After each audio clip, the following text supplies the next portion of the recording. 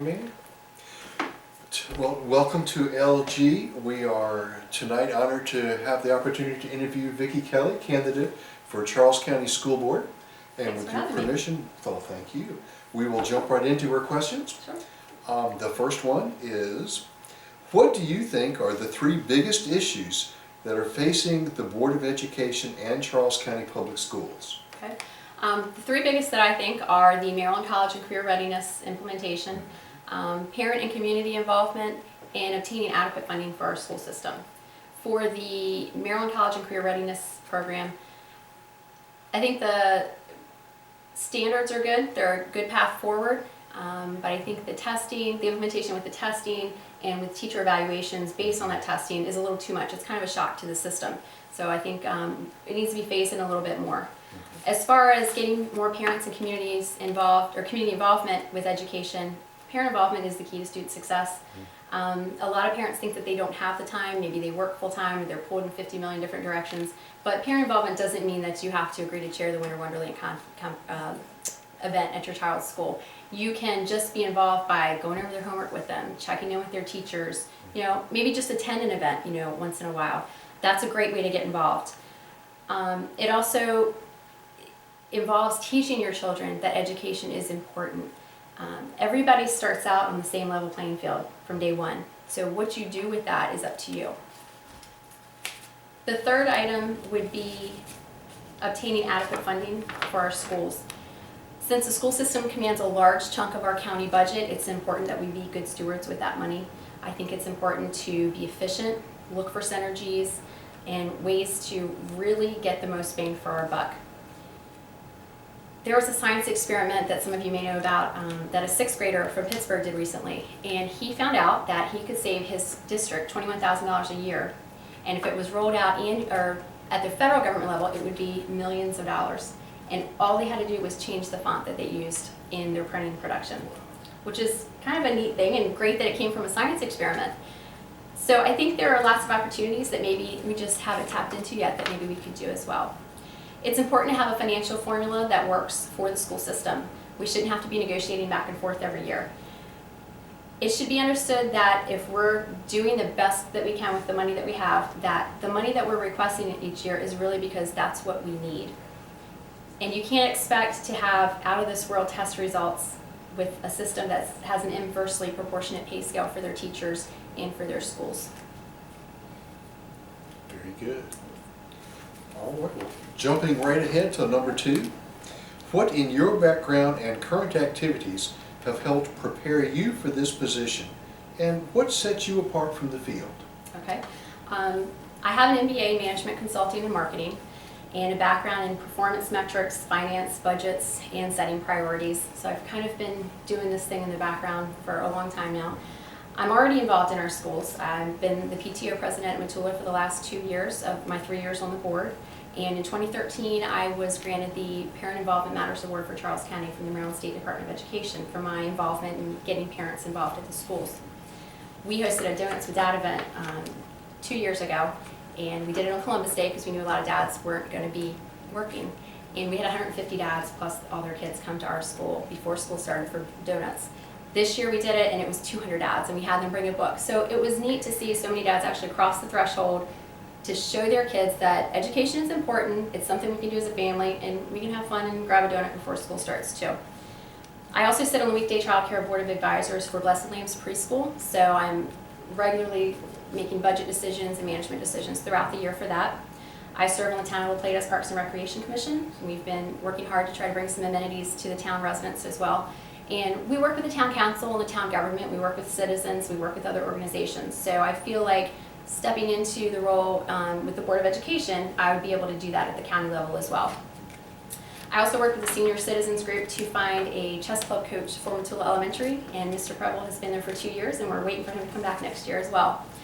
I'm the Junior American Citizens Contest chair for the Daughters of the American Revolution for the Port Tobacco chapter, and we run a contest with the schools each year.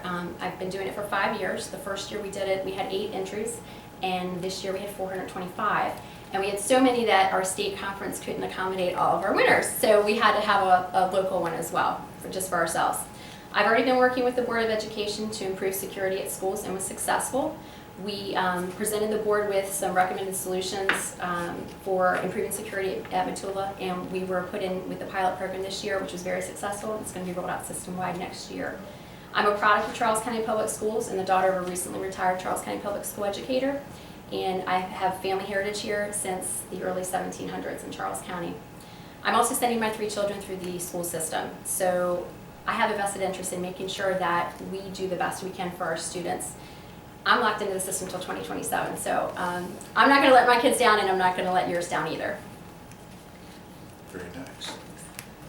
Well, continuing on, number 3, what steps would you take as a Board of Education member to work more closely with the commissioners, planning and growth management, and Charles County Public Schools to relieve the pressures from financial shortfalls and school overcrowding? Okay, that's a tough one. I would look for, I kind of alluded to this before, looking for economies of scale and efficiencies in operations. We want to get, again, the biggest bang for our buck. I would continue working with other PTO and PTA leaders in the county to form this council and share ideas. I know that there's a lot of cost savings that we can potentially realize. I believe that the schools should be brought to the table when it comes to development issues, because it usually falls to the school system to fill in the gaps. The school system has to redistrict, the school system has to expand, the school system has to have the larger classrooms or the larger class sizes. And currently they're left to pick up the pieces, and the parents are upset with the schools, and it's really not something that's within their span of control. I think we need to start building schools smarter by implementing smart school designs that can be added to later. We can be sure that we can stand up a school for our needs today, but expand later as we need to without having to redistrict all of our students. I think also with the larger schools, you get a lower cost per pupil, so we would see cost savings there as well. And I think that spending a little more time planning and really thinking things through and getting everybody's viewpoint will go a long way before really shelling out the money and making those final decisions. Very good. Do you have any concerns about the FY 2015 budget prepared by the current Board of Education? And if so, how do you plan to address them? Okay. I do have concerns about funding the budget. I'd like to work with the county and state to come up with a funding formula that works. I don't feel like we should have to be haggling every year and bemoaning the fact that we need money for this and we need money for that. There are a lot of priorities. I think that we do need to make sure that our priorities are in the right place. And I also think that bringing the teachers current with their salary and pay scale is important, and it's something we should do. We don't, as taxpayers, get to tell the government, I'm sorry, I can't find it in my budget to pay your taxes this year. I don't think we should do that to the teachers as well. When we're not keeping our promises to our teachers, we're getting a discount, at their expense, and we've been doing that for too long. Because without them, the system doesn't work.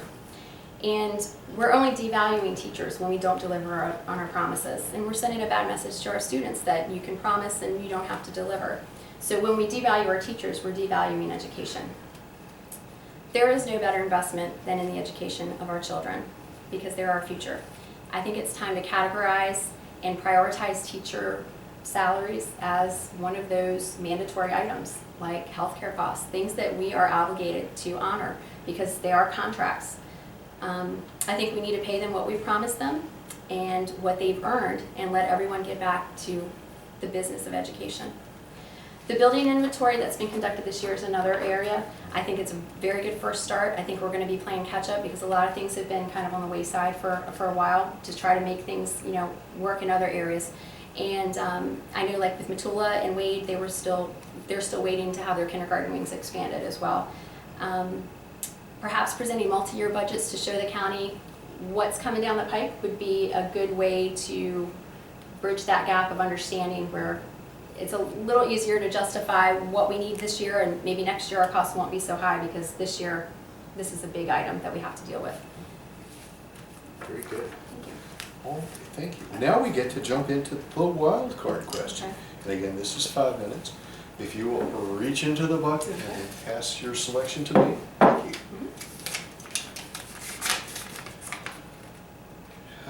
How would the history and traditions of Charles County impact your collaborative decision-making as a member of the Board of Education? Please be specific.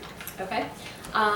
One thing that I found in my work with the Junior American Citizens is that we have so many great historic places in our county that so many people don't know about. Thomas Stone National Historic Site is one, the old Port Tobacco Courthouse, which I would love it if the schools could incorporate a visit there with the same day they do the one-room schoolhouse trip, because it's right down the road. There's also the Maryland Veterans Memorial Museum that's now in our county. They were nice enough to let us host our event there for our award ceremony for our students a couple of weeks back. There's also Mallows Bay. If you haven't been there, you really need to check that out. That is just such a neat place in our county. And I remember when I was growing up, we learned about a lot of the local legends and like the legend of the Blue Dog. And I grew up in Port Tobacco, so that was just so fascinating to me. I'd like to get more of the history into the schools, especially the local history. We do a lot of field trips, out of the county and elsewhere, in DC, which is great because there's a lot of great, things there. But a lot of people don't realize what we have here, and especially when there are so many transplants here because they've moved here because of military purposes.